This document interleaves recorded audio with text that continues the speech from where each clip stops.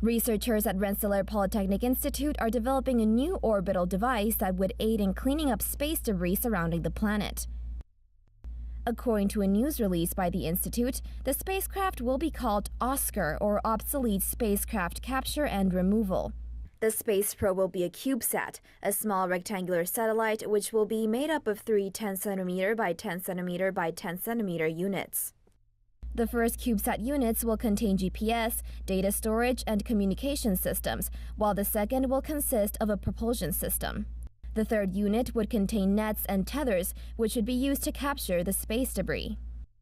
The device will be sent to outer space aboard larger spacecrafts and then be released.